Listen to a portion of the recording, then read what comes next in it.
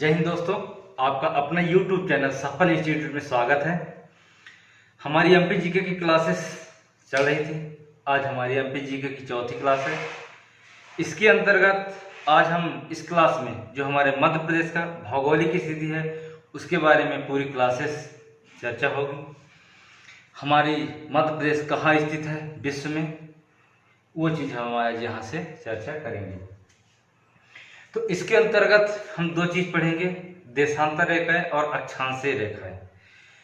तो सबसे पहले हम ये देख लेते हैं कि अक्षांश रेखाएं क्या होती हैं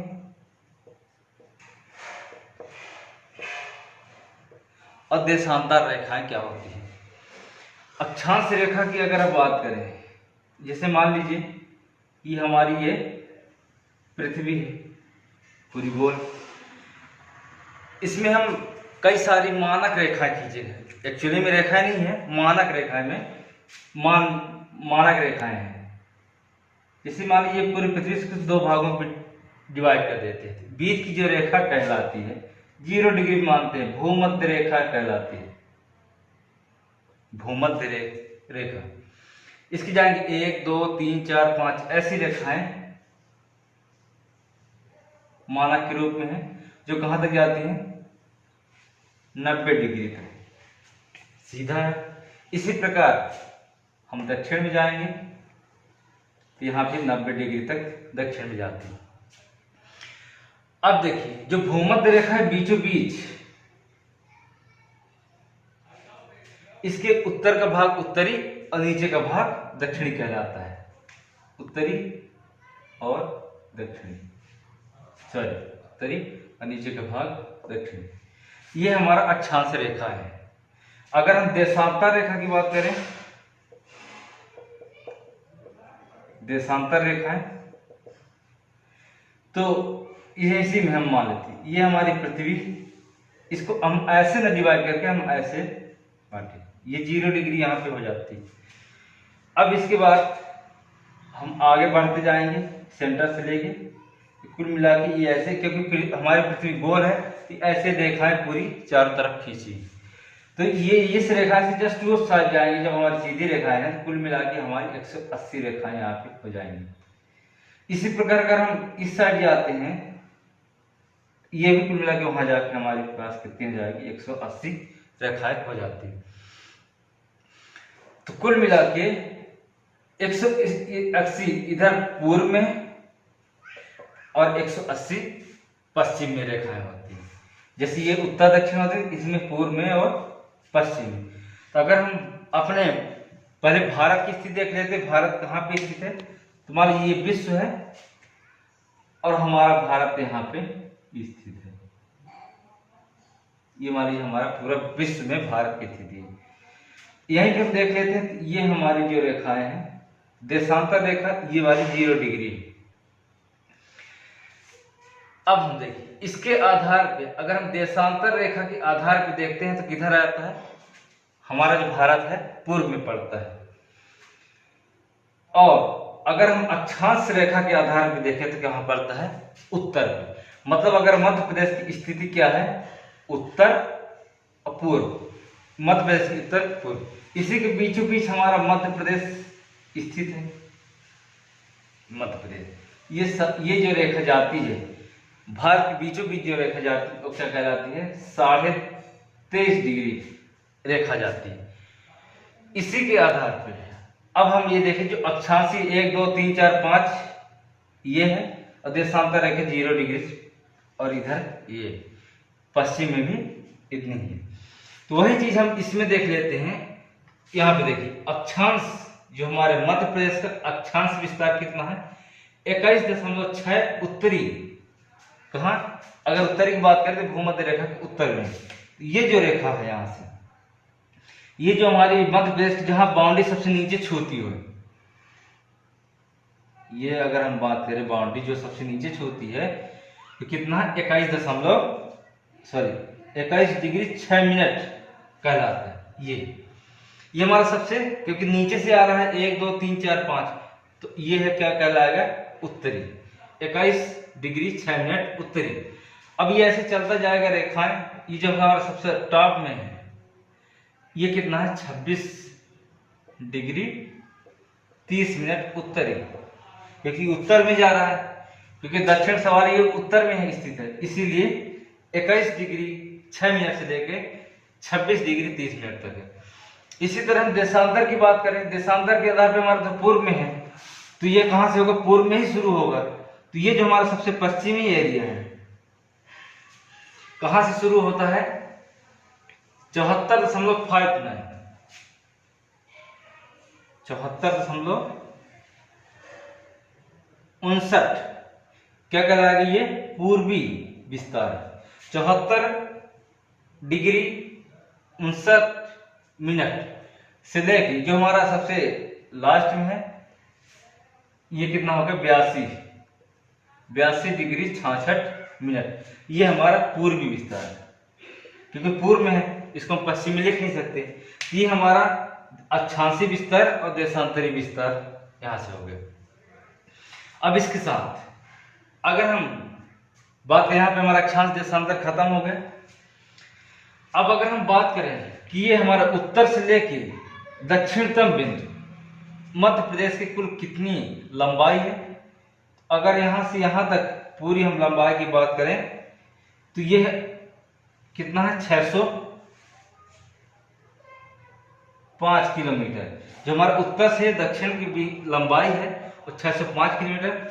अगर पूर्व से पश्चिम की, क्योंकि यहाँ सबसे बड़ा यहाँ दिख रहा है, तो ऐसे में विस्तार मतलब सबसे पूर्वी से लेकर सबसे पश्चिमी का जो विस्तार है वो 870 किलोमीटर इसकी लंबाई है।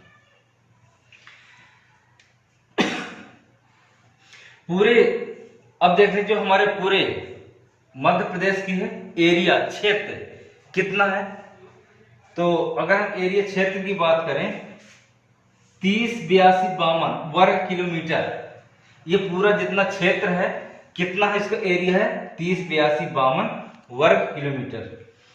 तो इस प्रकार कुछ बुकों में इतना भी मिलता है 208245 वर्ग किलोमीटर। तो अभी मैं बता दूं ये जो आंकड़ा है, क्योंकि हमारा जो अमरकंटक में किरार घाटी है, हमारा अमरकंटक यहाँ पड़ता है, शहडोल अनूपपुर अमरकंटक यहीं पड़ता है। जो ये अमरकंटक हमारे पास एक किरार घाटी छत्तीसगढ़ से लगती है, ये भी विवाद में है। तो इसी के कारण कुछ जगह हमको 208252 वर्ग किलोमीटर मिलता है।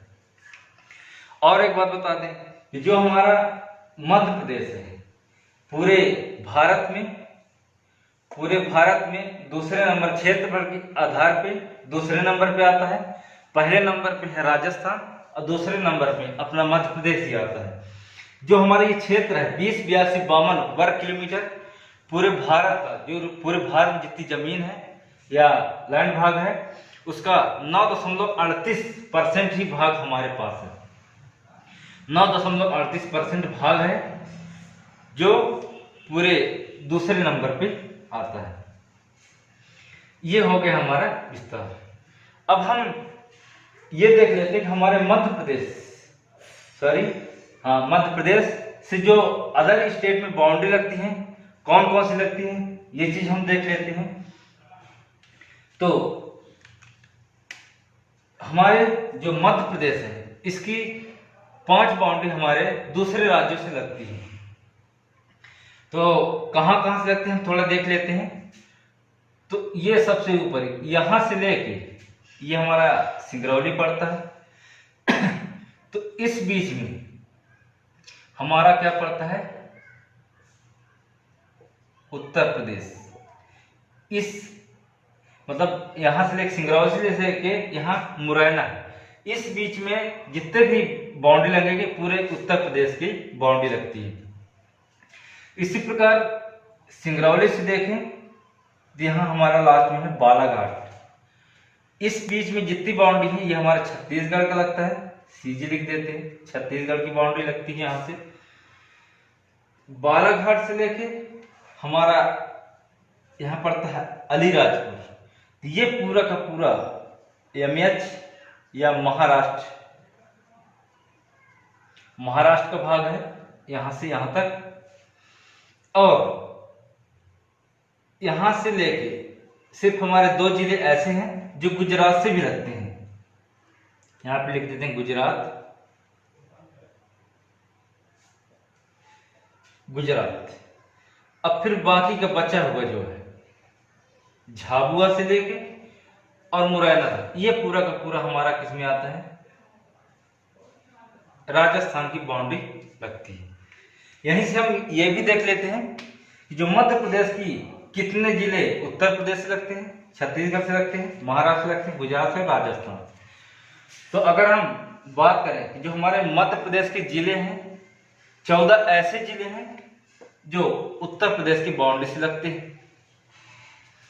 जैसे मान लीजिए, अगर यहां से मान लेते हैं मुरैना, भिंड, दतिया, यहां पे आ जाएंगे तो आपका पड़ेगा शिवपुरी, अशोकनगर, विदिशा, सागर, छतरपुर, अभी नया जो बना है निवाड़ी, टीकमगढ़, इसके बाद पन्ना, इधर पड़ जाएगा सागर, सतना, रीवा, सीधी। इस प्रकार हमारे कितने हैं, 14 जिले ऐसे हैं जो उत्तर प्रदेश की बाउंड्री से लगते हैं। इसी प्रकार अगर हम छत्तीसगढ़ की बात करें तो 6 जिले हमारे कहाँ लगते हैं, छत्तीसगढ़ जिले, सिंगरौली, सीधी, यहाँ आ जाए तो शहडोल, यहाँ पे आपका अनूपपुर, डिंडोरी और बालाघाट। इसी प्रकार से यहाँ बालाघाट से लेके हमारा अलीराजपुर, इस बीच में महाराष्ट्र से जो बाउंड्री लगती है अपने यहाँ 9 जिले ऐसे जो महाराष्ट्र से बाउंड्री लगती हैं, 2 जिले ऐसे हैं जो गुजरात से लगते हैं, अलीराजपुर, झाबुआ। इसी प्रकार हमारे 10 ऐसे जिले हैं जो राजस्थान से बाउंड्री लगती हैं। यहाँ से देखें मुरैना, शिवपुरी, गुना, राजगढ़, आगरमालवा, उज्जैन और अपन निवाड़ी, और सॉरी निवाड़ी नहीं, नीमच, मंदसौर, ये 10 जिले ऐसे हैं जो राजस्थान से लगते हैं। इसी प्रकार अब ये भी देख लेते हैं, अगर हमारी बाउंड्री जिले राजस्थान से लगते हैं तो उधर से भी तो लगते होंगे हमारे यहाँ। तो ये देख लेते हैं कि राजस्थान के भी 10 जिले हमारे मध्य प्रदेश से लगते हैं। उत्तर प्रदेश के 12 जिले हमारे लगते हैं, यहाँ ये लिखा है यहाँ पे। अगर छत्तीसगढ़ की बात करें तो 6 जिले, इनके छत्तीसगढ़ के 6 जिले ऐसे हैं जो अपने मध्य प्रदेश के बाउंड्री से टच होते हैं। सेम टू सेम महाराष्ट्र के 9 जिले कहाँ लगते हैं, एमपी से लगते हैं। तो कुल मिला के ये जो अंदर पार लिखा है, अंदर साइड, ये अपना मध्य प्रदेश के जिले हैं, और जो इनके बाहर लिखे हैं उनके जो लगे हैं बाउंड्री, उनके जिले हुए। तो यहाँ से ये आज हमारी भौगोलिक स्थिति, आज इतनी ही क्लास करेंगे, पार्ट फर्स्ट है। इसके बाद हम कल पार्ट सेकंड पढ़ेंगे। इसके अंदर जो हमारा भौगोलिक क्षेत्र में बांटा गया है, नर्मदा घाटी, जो घाटियां हैं, विंध्याचल पर्वत, ये मालवा का क्षेत्र, कल की क्लास में हम वो चीज पढ़ेंगे। तो आज की यहीं से क्लास हम खत्म करते हैं, और मैं आप लोग को एक क्वेश्चन देता हूं जो आप हमें कमेंट्स बॉक्स में बताएंगे।